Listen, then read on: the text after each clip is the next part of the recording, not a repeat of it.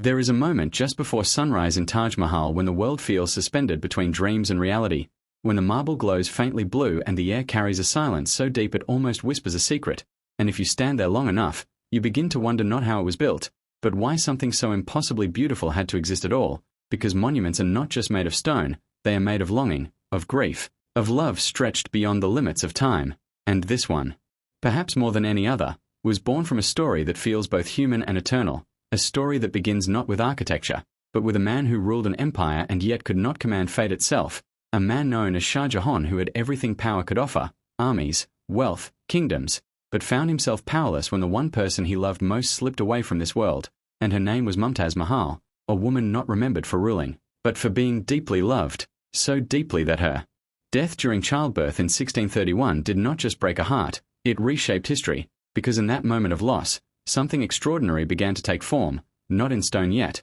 but in the mind of a grieving emperor who refused to let memory fade into silence, who wanted to capture love in a way that death could not erase, and so he imagined something no one had ever seen before, a structure that would not just honor her, but speak for her, whispering her presence into eternity, and what followed was not just construction, it was obsession, a vision unfolding over decades, involving thousands of artisans, craftsmen, calligraphers, and architects from across the known world, from Persia to Central Asia, from the Ottoman Empire to India itself, all summoned to bring this impossible dream into reality, and as the foundation was laid beside the gentle flow of the Yamuna River, the earth itself became part of the story, supporting not just a building, but an emotion carved into symmetry and light, where every detail mattered, every curve, every inlay, every reflection, because this was not just architecture, it was poetry written in marble, and as the years passed, the structure began to rise, slowly, almost quietly, as if aware of its own significance, its white domes reaching toward the sky like a silent prayer,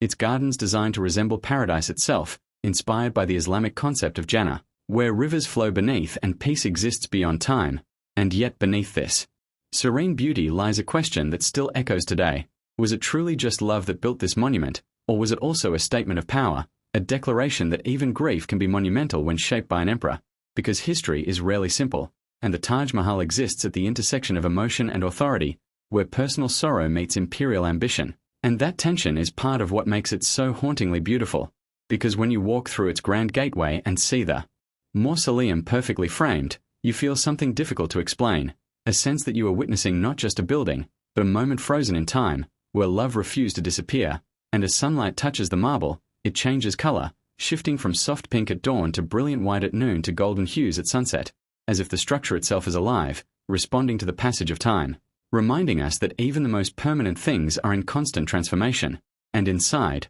where the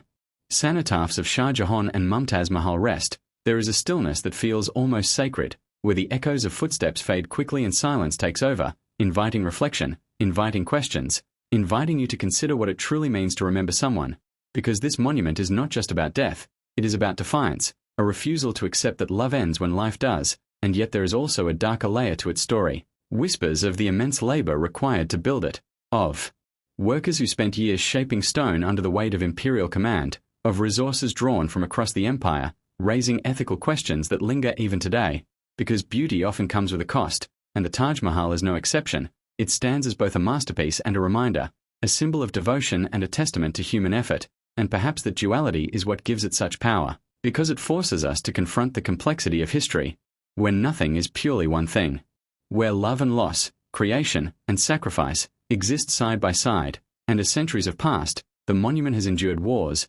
environmental changes, and the passage of time itself, yet it remains, standing quietly, continuing to draw millions from around the world who come not just to see it, but to feel it, to stand before it and experience that strange mixture of awe and introspection, because the Taj Mahal does something rare. It makes you pause, it slows you down, it pulls you out of the noise of the present and places you in a moment that feels timeless, and in that moment, you might find yourself thinking about your own life, your own connections, the people you love, the memories you hold, and the inevitable reality that everything is temporary, and yet here is something that suggests otherwise, something that insists that certain emotions can outlast even death, and maybe that is why it was built, not just to honor one woman, but to challenge the idea that love fades, to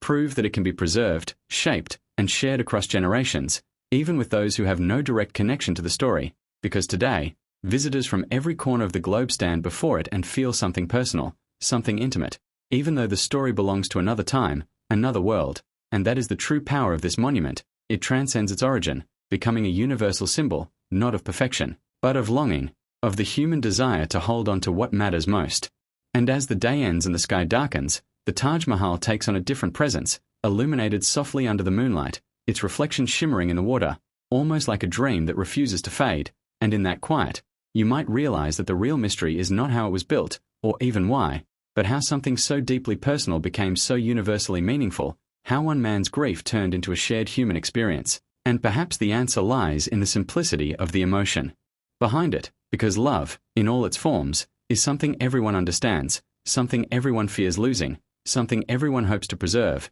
and the Taj Mahal, in its silent elegance, offers a kind of reassurance, a suggestion that even though life is fleeting, the impact we have on each other can endure in ways we may never fully comprehend. And as you walk away, the image lingers, not just in your eyes, but in your thoughts, leaving you with a question that has no easy answer. If you had the power to make your love eternal, what would you build? And more importantly, would it ever be enough? And if this story made you feel something, if it made you pause and reflect, then perhaps the Taj Mahal has done its work once again, reaching across time to remind us of what truly matters. So take a moment, share your thoughts, and stay curious, because some stories are not meant to end, they are meant to stay with you long after the screen fades to black.